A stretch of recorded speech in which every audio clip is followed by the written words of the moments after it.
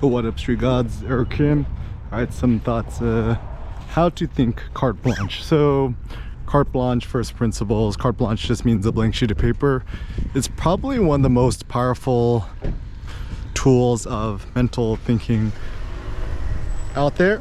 So rather than just doing what other people traditionally do, it's a much better idea to just experiment and try things carte blanche, to kind of think and challenge yourself to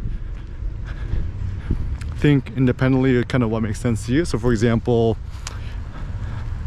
it's like thinking about, they call it weight lifting, not weight pushing or weight pressing. So what if we just got rid of pressing motions from lifting weights? Also, some innovations I made is, the Atlas lift, the squat hold, the squat lift, whatever.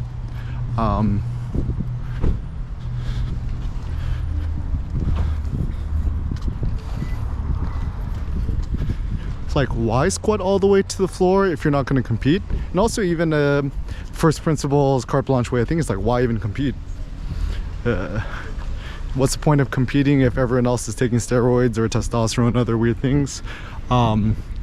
I think people like to think that the point of competition is in order to get stronger and push yourself to the next level. However, I think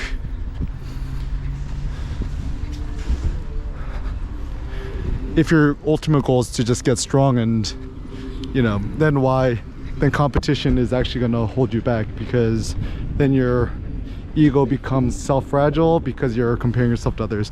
Also, another thing too is why get stronger? That's also a very good pragmatic thought. For the sake of what?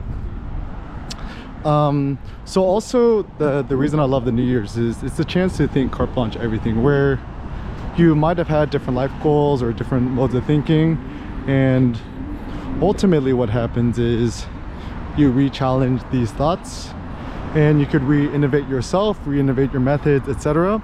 And so in some ways, to kind of kill your past self or your past ideology is kind of a good thing. I think to be stuck in any form of thinking or ideology too long is bad. I think ideas and thoughts and techniques and modes of being should just be lily pads, in which we jump from lily pad to lily pad and not be beholden to antiquated notions. Also, just think to yourself,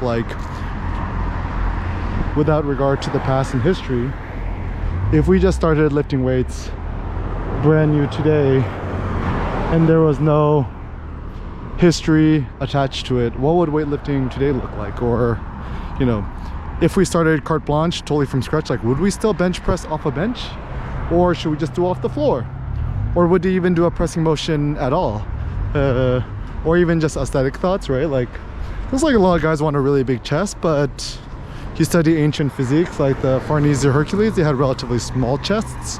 So then the thought is, why have a big chest? Why does it matter? Are you trying to impress girls? Trying to look like the bodybuilders in magazines? What are you trying to look like? So I think even a lot of what is considered a beautiful physique is socialized into what we see in the media and stuff like that. And I think to think carte blanche is a very powerful thing to anything. And love is just experimentation. I mean, impossible to know what the outcome of something is until you try it. So I've just been doing heavy dumbbell renegade rows. I just did 140 today, and yeah, even if you get off the ground just a little bit, I think that's enough. Even if you don't get off the ground, if you give it a good tug, certainly it's doing something to your muscles.